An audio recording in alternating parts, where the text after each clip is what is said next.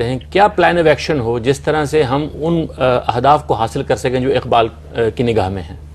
دیکھیے ان کی نگاہ میں جو مقاصد تھے، سب سے پہلے تو وہ سمجھتے تھے کہ جو سوچ ہماری ہے اس میں تغیر اور انقلاب کی ضرورت ہے.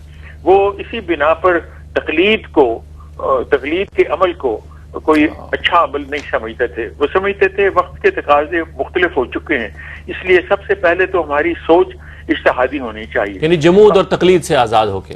جی ہاں، تقلید سے آزاد ہونا. اور یہ تو ان کا بنیادی نقطہ ہے. اسی وجہ سے پاکستان کا جو حاصل کرنا ہے یہ بجائے خود اجتہادی سوچ کا نتیجہ تھی. اس سے پہلے بھی مسلمانوں کی 2 تحریکیں چلی جو ناکام رہیں. ایک تو وہابی تحریک چلی، پھر اس کے بعد خلافت کی تحریک چلی، دونوں ناکام رہیں. اس بنا پر اقبال کے بقول کہ ان میں سوچ جو تھی وہ تقلیدی تھی، اجتہادی نہیں تھی.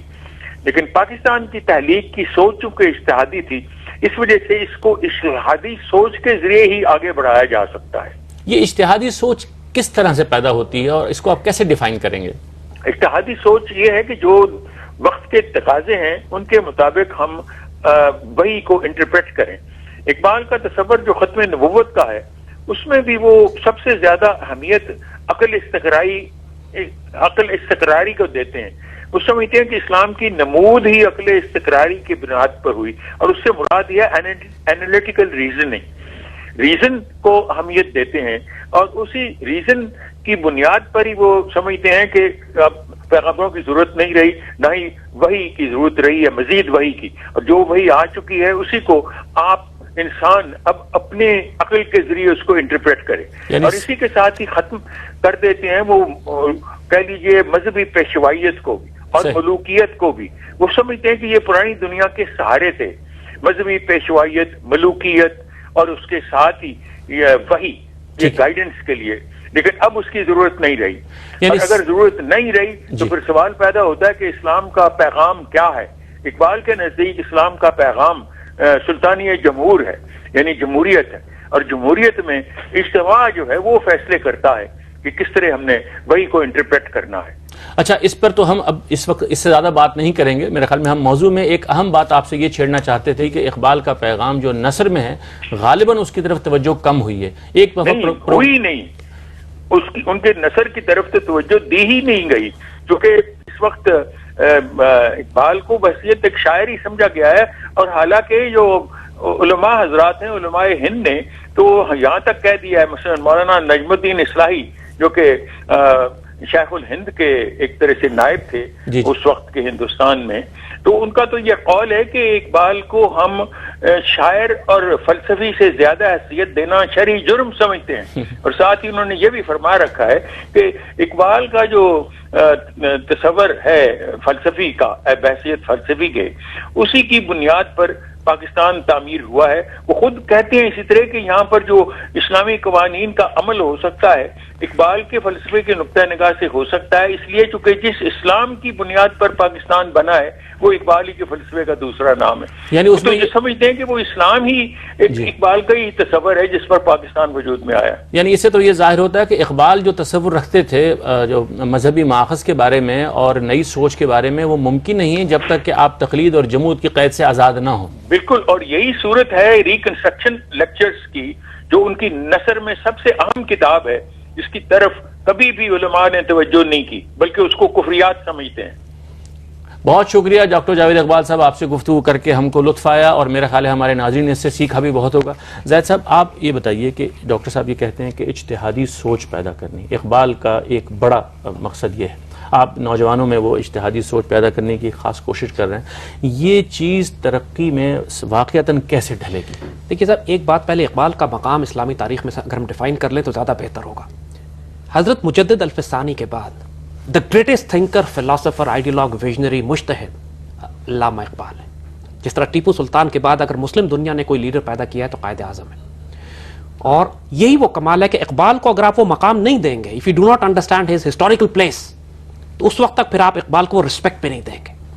اور اقبال جو قوم، جس قسم کی نسل، جس قسم کی قوم، جس قسم کا مستقبل پیدا کرنا چاہتے ہیں، امت مسلمہ کے پاس اب کوئی چارہ نہیں ہے. ہم امت مسلمہ کی بات کر رہے ہیں، صرف پاکستان کی بات نہیں کر رہے ہیں. ہمارے پاس کوئی چارہ نہیں ہے کہ ہم اقبال کو ریوائیو کریں.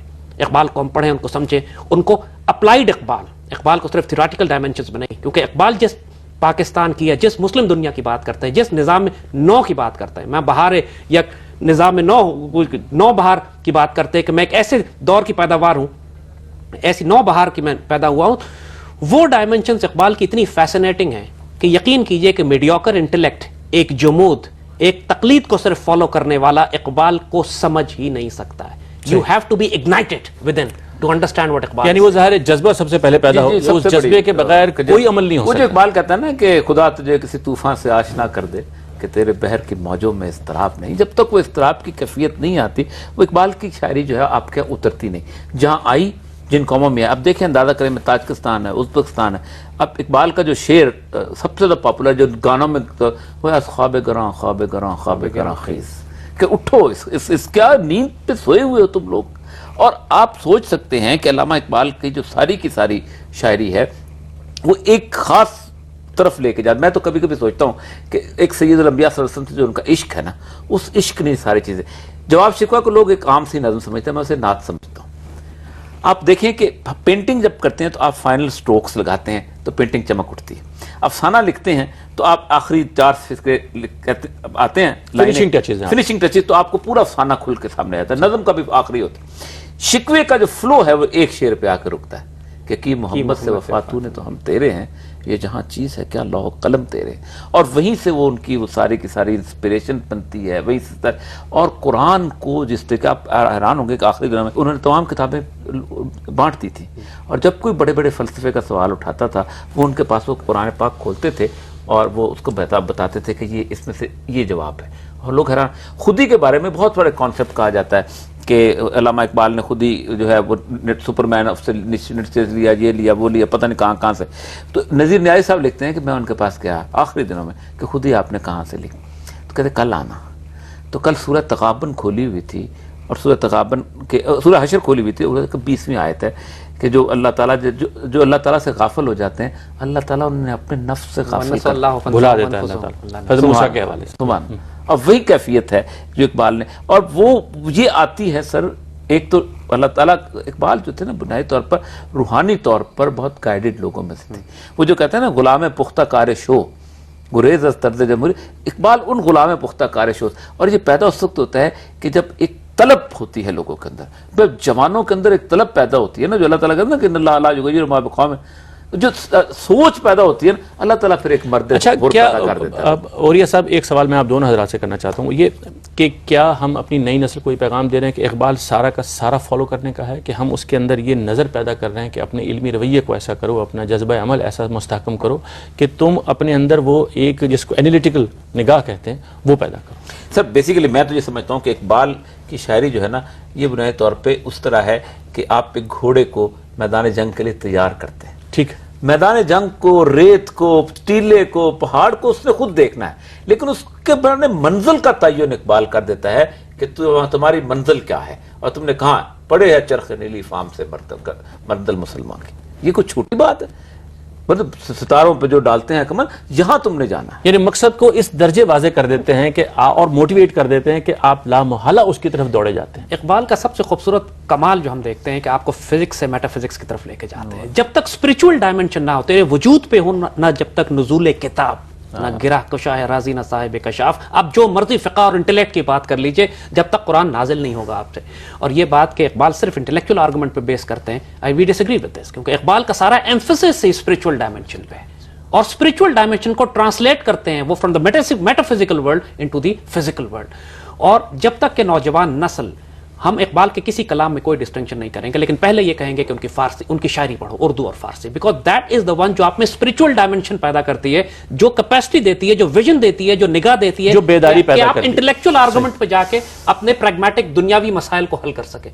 تو جب تک اقبال کے آپ ان کی جو وہ کلام ہے جو آپ کو اگنائٹ کرتی ہے، آپ کو تعلق جوڑتی ہے کہ محمد سے وفا تو نے پر، آپ کو تعلق جوڑتی ہے اللہ اس کے رسول سے، شاہین شاہل اولاق بناتی ہے، سپرمین بناتی ہے، آپ کی خودی کو زندہ کرتی ہے. جب تک آپ اس کو ٹریگر نہیں کریں گے، اگنائٹ نہیں کریں گے، اس وقت تک آپ یعنی آپ کا قبلہ درست ہو، خدا کا پیغام لانے والے سے اس خدا کا پیغام لانے والے سے، اس کی کتاب سے وہ بنیاد ہے، اور اس کے بعد وہ جذبہ عمل ہے دنیا کو تسخیر کرنا. اور ان کا نثر انٹلیکچوئل پلین پہ ہے، لیکن اس انٹلیکچوئل پلین اس کے لیے ہے جو پریکٹیکل دنیا میں امپلیمنٹ کرنے جا رہا ہے، اور امپلیمنٹ وہی شخص کر سکتا ہے جس کی خود ہی بیدار ہو چکی ہے، جو بندہ مومن کی صفات پیدا کر چکا. بہت شکریہ جناب. خواتین و حضرات، ہمیں افسوس یہ ہے کہ اس مختصر وقت میں ہم اقبال کے بارے میں کسی ایک پوائنٹ کو بھی اصل میں حق ادا اس کا کرنے کی جگہ پہ نہیں آ سکتے.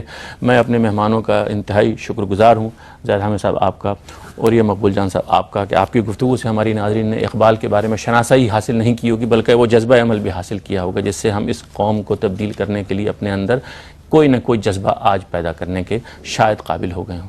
خواتین و حضرات، اجازت دیجیے. خدا حافظ.